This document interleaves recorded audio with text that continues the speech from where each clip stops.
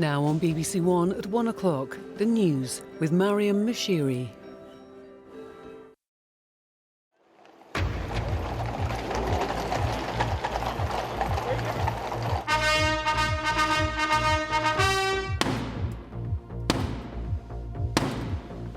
Today at 1, in a ceremony full of tradition, the King has travelled to Westminster to announce the government's plans for the year ahead. It is mindful of a legacy of service and devotion to this country set by my beloved mother, the late Queen, that I deliver this, the first King's speech in over 70 years. The King's speech lays out Rishi Sunak's agenda for the months to come and the election campaign that will follow. Also on the programme, a month after the Hamas attacks, Israel's Prime Minister says it wants to have overall security responsibility for Gaza when the fighting ends. Thousands of women in England are to be offered a drug which can help prevent breast cancer. And we'll be live in Singapore, where this year's Earthshot Prize, recognising new climate change solutions, is underway. On BBC London, a call for more action to make London's most dangerous junctions safer for both pedestrians and cyclists. The Mayor says he's committed to fixing them.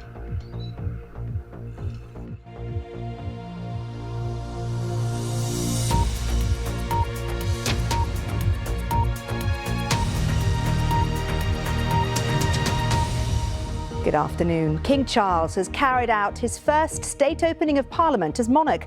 The speech, written by the government, has set out the plans for the year ahead.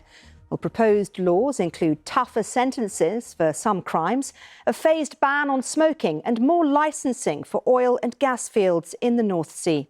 Our political correspondent Helen Catt has more.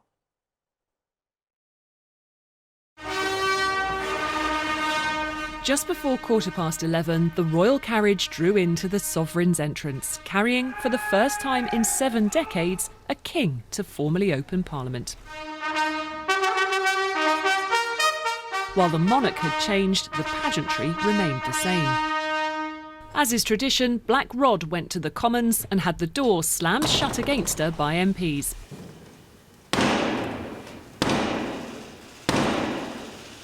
Before she summoned them to the Lords. On the way, the Prime Minister and the Leader of the Opposition appeared to be having a friendly chat. But this speech, written by the government, was in part about drawing dividing lines between them ahead of an election. But first, the King acknowledged the significance of this moment. It is mindful of a legacy of service and devotion to this country set by my beloved mother, the late Queen, that I deliver this, the first King's speech in over 70 years. The impact of COVID and the war in Ukraine have created significant long-term challenges for the United Kingdom. That is why my government's priority is to make the difficult but necessary long-term decisions to change this country for the better. There was an announcement of a bill to issue annual extraction licences for oil and gas, and a focus on crime, including previously announced measures. My government will act to keep communities safe from crime, antisocial behaviour, terrorism and illegal migration. A bill will be brought forward to ensure tougher sentences for the most serious offenders and increase the confidence of victims. There was a promise to make it easier for leasehold homeowners to buy their freeholds and to tackle service charges, and a return for the Renters Reform Bill, which was in the last Queen's speech. There was also a measure which Rishi Sunak has set as a personal goal. My government will introduce legislation to create a smoke-free generation by restricting the sale of tobacco so that children currently aged 14 or younger can never be sold cigarettes. This King's speech could be Mr Sunak's last chance to push through his agenda. Labour says the whole speech suggests the government has run out of ideas. But this isn't a legislative programme for a year. We could get all of this done in a fortnight and then have a general election. We haven't even talked about the Crime and Justice Bill, which is far from being a one-clause or two-clause bill, as Chris Bryant was erroneously suggesting. This is going to be a substantial piece of legislation. setting out how we're going to protect It's a load the of public. gimmicks. So nonsense.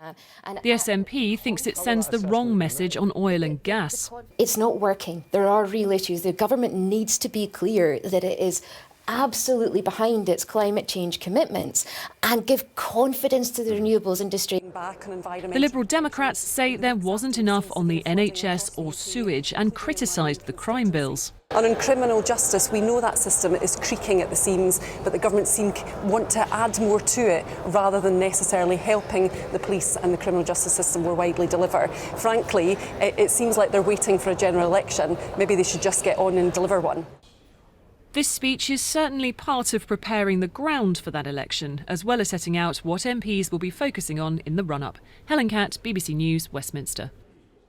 Well, our chief political correspondent is Henry Zeffman. And Henry, an important occasion for the King and a chance for the government to set out its plans for the parliamentary year.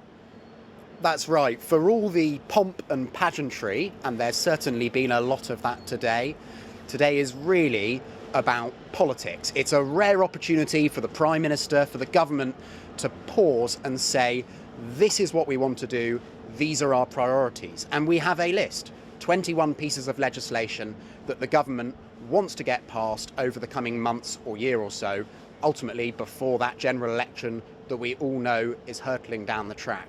I have to admit, there was very little in the speech, in these pieces of legislation, that's surprising to us. That's not to diminish the significance of individual proposals for change, but they are things the government has been talking about before, in some cases has begun the legislative process for. What is a theme? Well, one theme is the government seeking clear dividing lines with the Labour Party. That's what they want to do on oil and gas. That's what they think they will be able to do on crime. And of course, the Labour Party will fight back hard on that. You will hear Sir Keir Starmer in the House of Commons later today arguing that only Labour can deliver the long-term reform. The King used the phrase long-term 8 times in his speech, but Sir Keir Starmer will argue only Labour can do that, rather than the 5th successive Conservative Prime Minister since that party took office in 2010. I think that is the debate that we're going to be hearing in the House of Commons later, but it's also the kind of debate we're going to be hearing a lot of in the run-up to the general election. Henry, thank you very much indeed. So health and crime were two of the big themes in the King's speech. In a moment, we'll be hearing from our health correspondent, Nick Triggle. But first, let's speak to our home editor, Mark Easton. And Mark, what are the key takeaways from today? Well, I think, as Henry was saying, with a general election likely within a year, the Tories have put crime and punishment at the heart of their policy agenda. More whole life orders for murderers, more jail time for rapists and sex offenders. They're going to try and force convicts to be in the dock when sentencing remarks and victim statements are heard in court. Now, as Henry was saying, none of these ideas are new. There's very little in the way of new detail. We don't know how much is really going to change or how much they're going to cost. What we do know is that there are record numbers of people already locked up in England and Wales. Sentences have never been longer. The jails are overcrowded. Staff are dealing with record levels of self-harm, rising violence. Actually, being tough on crime is easy to say, but there are always practical, social and economic consequences. And Nick, health very much focus of the agenda as well.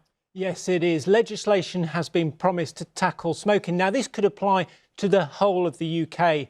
The aim is not to criminalise smoking, but gradually increase the age at which tobacco products can be bought. It would kick in 2027 and mean anyone aged 14 or under today would never legally be able to buy cigarettes and tobacco. That's if it is passed, because MPs are going to be given a free vote on the issue. It mirrors a scheme that's already in the process of being introduced in New Zealand. Currently in the UK, around 13% of adults smoke and 4 in 5 start before the age of 20. A crackdown on vaping has also been promised. This is more complex because e-cigarettes are considered an important tool to help people quit smoking. They carry a fraction of the risk of cigarettes, but they're not entirely risk-free. And there's concern about the number of young people taking up vaping. So the government is currently consulting on whether to restrict the sale of flavoured vapes as well as displays in shops. Now, we'll have to wait for that consultation to finish before we know exactly what the government is planning. Nick Triggle, Mark Easton, thank you both. There have been fresh explosions in the southern Gazan cities of Khan Yunis and Rafah as Israeli airstrikes continued overnight. Health officials in Hamas-run Gaza say 23 people were killed in 2 blasts there. They say 10,000 people have been killed since the conflict began, when Hamas, designated a terrorist organisation by the UK government, killed more than 1,400 people. Well, Israel's Prime Minister Benjamin Netanyahu has resisted calls for a ceasefire, but now says shorter humanitarian pauses might be a possibility. Yolande Knell has the very latest from Jerusalem, a warning you may find some of her report distressing. Emerging alive from the ruins of his home. For 1 month, Palestinians have been under fire. All of Gaza is a battlefield, even here in Khan Yunis in the south, after Israel told people to flee here. This is the bravery of the so-called Israel. They show their might and power against civilians. Babies inside, kids inside. This little girl survived the nighttime attack. Others didn't. A grim milestone's been passed, with over 4,000 children among the more than 10,000 people who've been killed, according to local health officials. In the north, Israeli forces are advancing, they say, in their mission to dismantle Hamas after it launched its deadly attacks on the 7th of October. And now the Israeli Prime Minister is also giving his first clue as to what might happen here after the war. I think Israel will, for an indefinite period, will have the overall security responsibility, because we've seen what happens when we don't have it. When we don't have that security responsibility, what we have is the eruption of Hamas terror on a scale that we couldn't imagine. Across Israel, it's an unofficial day of mourning. Many joined a minute's silence.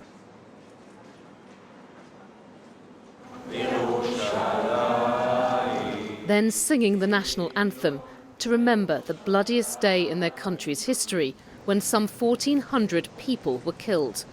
With 240 hostages still missing in Gaza, a table was laid out, their loved ones hoping these symbols would get attention. We are so sad, and we can't feel another feelings. We can't smile, we can everything that we are so we lose our happiness because of this situation, and that's why we came here. Even after decades of conflict between Israel and the Palestinians, the past month has seen unprecedented suffering. And for now, there's no end in sight. Yolande Knell, BBC News, Jerusalem. In a moment, we can speak to Rushdie Abu Alouf, who is in Gaza for us. But first, let's go to our correspondent, Mark Lowen, who is in southern Israel for us. And Mark, you can see there pressure on the Israeli government for a ceasefire, but also from the families of those hostages still in Gaza. Yeah, indeed. And the grief here in Israel and the grief in Gaza continues to intensify, because 1 month on, the Israeli military is continuing to tighten its grip around Gaza City. It has said that it has taken control of a Hamas stronghold, and it has detonated a Hamas weapons depot as well. Now, the main road traveling from north to south inside Gaza, inside the Gaza Strip, which is about a mile away from where we're speaking, has been opened once again today to allow some of the civilians in the north to evacuate south. But to give you an idea, Maryam, of the numbers we're talking about, it's estimated that about 350,000 civilians are still sheltering in the north of Gaza. And over the weekend, the UN said that only 2,000 took that road. And there are still airstrikes happening in the south of Gaza as well. The World Health Organization has now said that 160 children a day are dying, and that some medics are having to carry out operations, including amputations, without anesthetics because of the shortage of medical aid and food and fuel as well. Just to leave you with a glimmer of hope, though, Maryam, after Israel's Prime Minister Benjamin Netanyahu has for the last couple of weeks been ruling out any humanitarian pauses until there is movement on those hostages, his latest remarks are a little bit more hopeful. He said that they will look into tactical little pauses that could potentially provide an opportunity for some aid to get in where it is so desperately needed. Mark, thank you very much indeed. Let's cross live now to Rushdie Abulouf, who is in Khan Yunis. And Rushdie, there's been more Israeli airstrikes overnight. Yeah, it was 3 deadliest airstrike in Khan Yunis. More than 30 people were killed in Khan Yunis, Rafah and Deir al-Balah. All of these areas is in the south. It's the area that Israel asked people to flee. Here they said it's safe. Today we are having more people coming from Gaza City into the southern part. In fact, they were walking about 5 kilometers because the road leads to Gaza City was damaged. What's called Salah ad-Din Road, which Israel advising people to take into the south. I have met some people who were like walking a very long way to make it because no access to the road. 1 month on, still Hamas able to fire rockets, still fighting going on in 8 different fronts in Gaza, especially in the northwest and southwest of Gaza, where Israel ground operation has been expanding and the grip around Gaza City has been tightening. And the humanitarian situation there is really at the catastrophic of hunger. I was talking to a father of 9 people there. You know, communication is very hard, but between time to time, we catch someone there. He said, I have no food, I have no money, and I have no water. There is no clean water because all of the aid that coming from Egypt, which is very little according to the UN, not reaching those about 500,000 people who live in Gaza City and the north. Here in the south, situation isn't better. It's quieter a little bit, less airstrikes, but the struggle to find food and water and the struggle for the hospital to find medicine is also continue. Rushdie and Mark, thank you, both of you. Thank you. Now, the Justice Secretary, Alex Chalk, has joined calls for organisers to postpone pro-Palestinian protests this weekend. The Met Police, who are under political pressure to ban any protest marches, said it fears it could spark disorder and potential disruption to Armistice Day commemorations. Well, thousands took to the streets last weekend to call for a ceasefire in Gaza. Tens of thousands of women in England could benefit from a drug that helps prevent breast cancer after it was approved for use. It's estimated it could help save the NHS millions of pounds in cancer treatment costs. Well, our health correspondent Michelle Roberts is here for us. And Michelle, tell us more. So this drug was already used to treat breast cancer, but now it's being used for prevention. So the good news about it is the first one that's gone through this new scheme to repurpose drugs, so use existing ones for more things. It's cheap, it's really affordable, and it's effective. So it costs less than £80 to treat one woman for 5 years. She takes it daily, and that can reduce her risk, cut it in half over a decade or so. Obviously, it won't necessarily be suitable for everyone. If a woman's concerned, she should go and chat with her GP about whether it's for her. OK, Michelle, thank you very much indeed. The time is 18 minutes past 1. Our top story this afternoon. The King's speech as King Charles announces the government's plans for the year ahead in his first state opening of Parliament as monarch. And coming up, unlocking some of the biggest mysteries of the universe. The Euclid telescope releases its first images. And later in the programme, the charity supporting ex-racehorses and children that's raising millions and helping both. And Sarah will be here with the weather for the capital, and I'll be here at 1:30.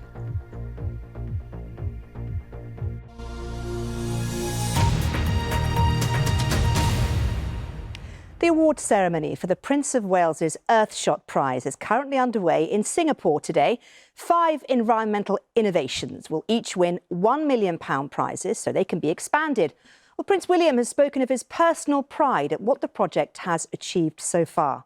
Our royal correspondent Daniela Ralph reports now from the ceremony. Just this way, please, both. At the Earthshot Prize award ceremony, they've ditched the red carpet. It's a green one here. For the guests, it is a chance to support environmental innovations that will benefit from the £1 million prize and a bit of star power.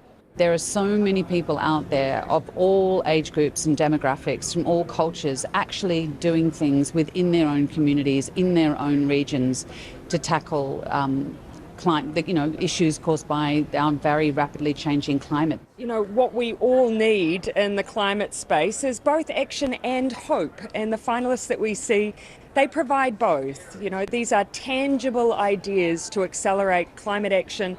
The guest of honour, the creator of the Earthshot Prize, the Prince of Wales, whose vision is to scale up the best climate solutions.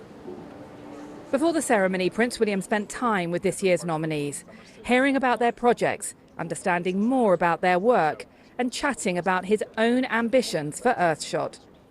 Last year, we had 2 companies, both have expanded by 8 times and are moving into different countries. So it's all about scale now. My job is to really kind of bring the money and the capital and the private sector into the Earthshot and meet the solutions and go, come on, how can we scale? How can we do more?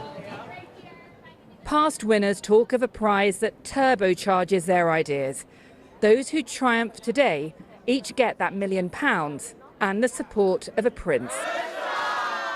Daniela Ralph, BBC News, Singapore.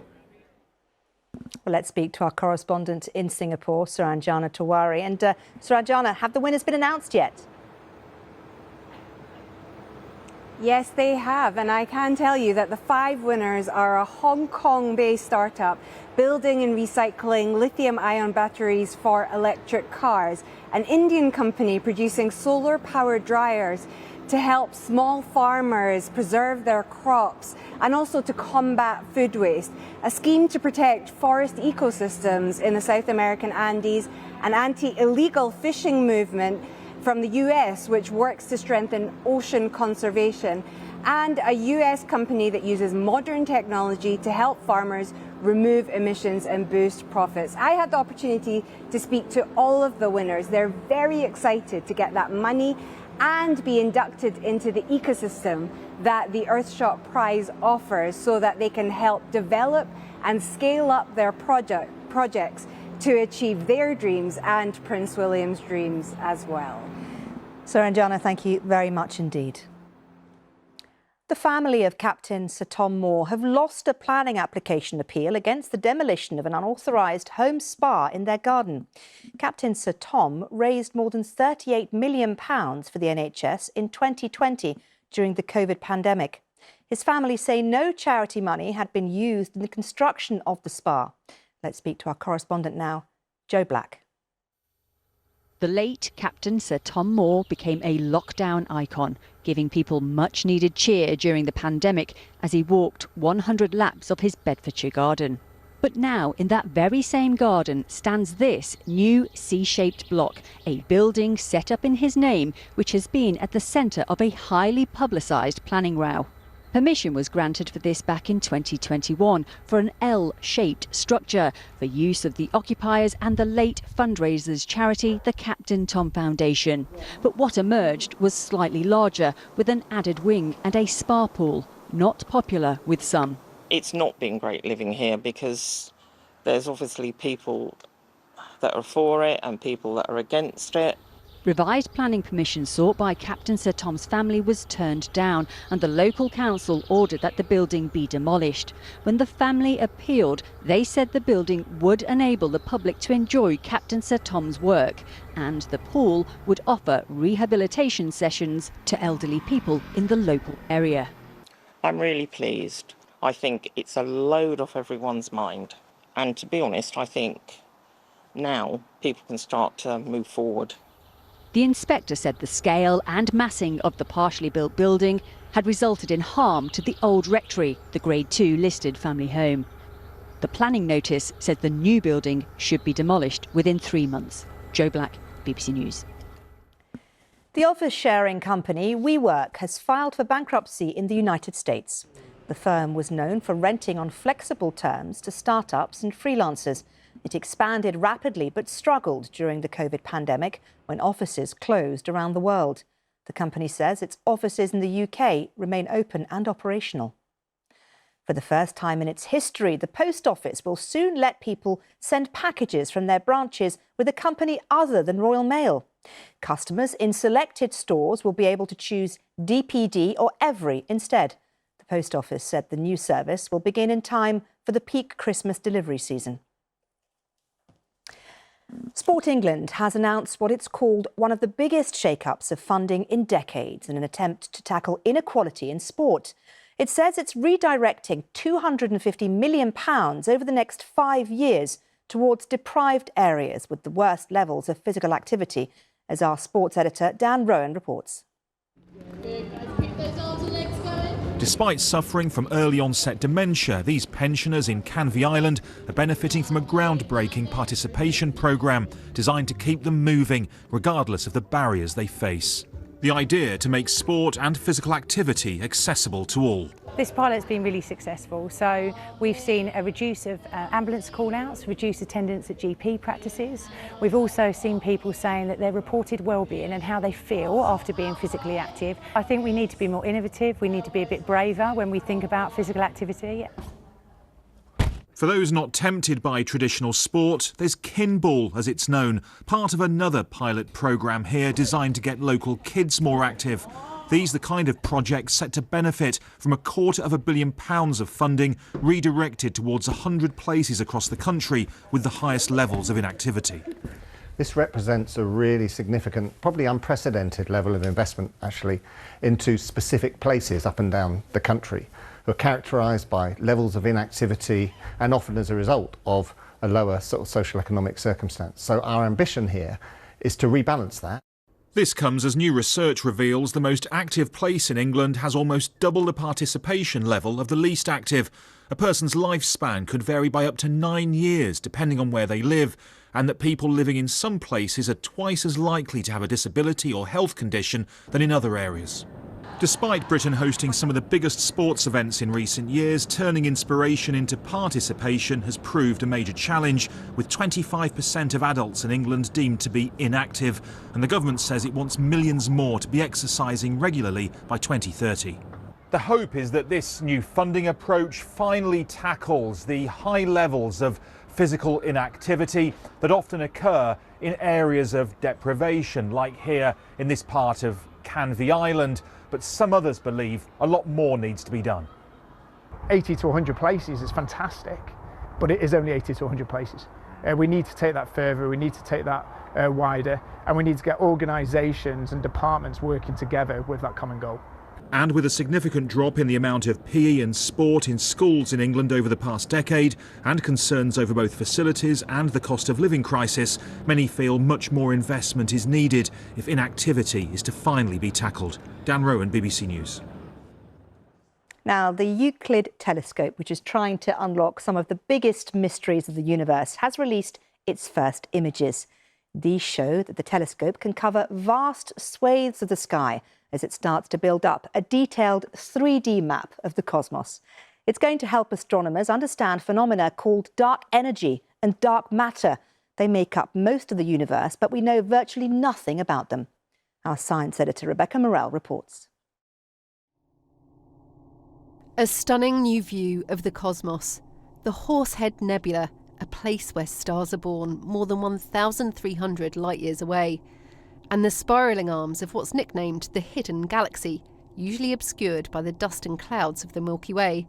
And this is a cluster of hundreds of thousands of stars bound together by gravity. These are the first images from the Euclid Space Telescope. We can see how good Euclid is going to be at detecting distant galaxies and how good its image quality is. So, it's really a huge breakthrough, and we're really pleased just to see these images, but to see how beautiful they are as well. It just adds that, the icing on the cake, really. The telescope, nearly 1 million miles from Earth, is attempting to shed light on what lies beyond the stars and galaxies. Because everything we can see makes up a tiny fraction, just 5% of what's out there. The rest is known as the dark universe. There's dark matter, a ghost-like substance that pervades the cosmos, but no one has ever seen it or really knows what it is. And dark energy, a force that's causing the universe to expand at an ever faster rate. The power of the telescope is to take razor-sharp images across great swathes of the sky to build up an immense 3D map of the cosmos. Scientists will be searching for the tiniest distortions amongst the galaxies. This giant camera with billions of pixels is now ready to go and survey the distant universe and see these kinds of objects over a vast range of the sky, a vast volume of the sky in space and in time. And it's by looking at huge numbers of galaxies that we'll be able to tease out those subtle signals for dark energy and dark matter, which is what Euclid is all about. Every one of Euclid's images is packed with galaxies. This one contains more than 100,000, some more than 10 billion light years away. But these celestial snapshots are just the start. It will take 6 years to complete this survey of the heavens. The hope is that by the end, it will solve the mystery of the missing 95% of our universe. Rebecca Morrell, BBC News. Absolutely amazing. Well, let's take you from space back down to Earth. Time for some weather now. Here's Helen Willits. Helen. Maryam, thank you very much indeed. Just a little less fast. The Atlantic to the west of us, already showing us our next wall of cloud, our next area of wind and rain, which is coming in tonight and for tomorrow. Of concern because we still have at least a dozen flood warnings in force, and with another 20 or 30 millimetres of rain from that weather system, that's around an inch, we could see that number rising. But ahead of that, sunshine and showers. Some wonderful weather watcher pictures have been sent in today. Some lovely sunshine out there between those downpours, but they're becoming fewer and further between as well, ahead of that rain that you can see gathering behind me. It feels a little on the chilly side out there, particularly close to the showers, but temperatures aren't far away from where they should be at this time of year. So some sunshine to enjoy for the next few hours, but soon after dark, the winds will escalate, the clouds gathering and the rain's coming into Northern Ireland this side of midnight, and then it crosses into the mainland after midnight into the small hours. And with it, a bout of strong, even gale force winds for a time. So initially we'll see a frost in Scotland, perhaps some mist and fog, but the mist and fog by the morning will be sitting on the hills underneath this band of cloud and rain, with its gusty winds for a time. Some fairly unpleasant travel conditions through the morning rush, but already will have cleared from Northern Ireland, following suit across Scotland except Shetland, and actually it will take its time to clear southern and eastern areas as well, that wind and that rain. But once it clears away, blustery showers, so again I don't think it'll feel particularly warm, it'll feel quite chilly in fact.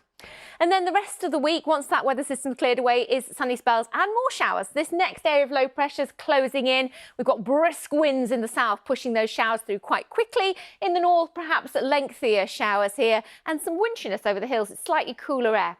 And with those blustery winds anyway, I think it'll feel cooler through Thursday and indeed through Friday, because that next area of low pressure is still around, meandering its way further eastwards, giving some longer spells of rain at times, but changing our wind direction to a northwesterly for a time. And so it will feel chillier, and we will see temperatures just into single figures across, well, many parts. But later in the day, a ridge of high pressure starts to build just in time to coincide with the weekend, which means a drier window of weather for many of us. But we will pick up quite a lot of fog, particularly by Sunday, and some frost with sunny spells. Now, of course, with Remembrance Sunday, there's a concern with how quickly the next batch of rain comes in. At the moment, southern and western areas, but it's certainly one that we're watching to try to pinpoint the timing a little better. But for the moment, fog and frost. Maryam. Helen, thank you very much. Before we go, friends and family and former colleagues of the BBC newsreader George Alagaya have gathered at St Martin's in the Fields in London to remember his life. George died in July at the age of 67 after being diagnosed with bowel cancer 9 years ago. Those who went to remember him today heard some reflections written by George and read by his friend Sophie Rayworth. We end today's programme with George in his own words.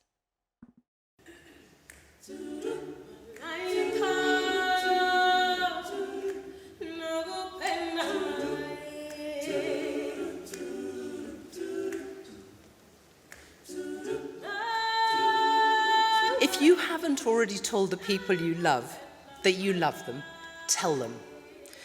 If you haven't already told them how vulnerable you sometimes feel, tell them.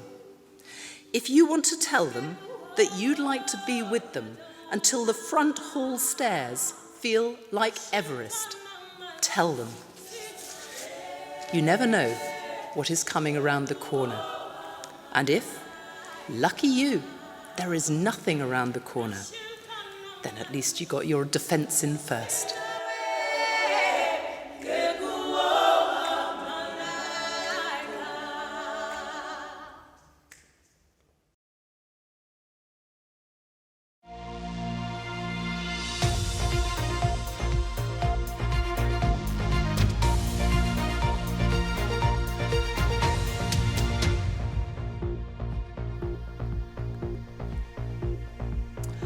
Very good afternoon. Welcome to BBC London. I'm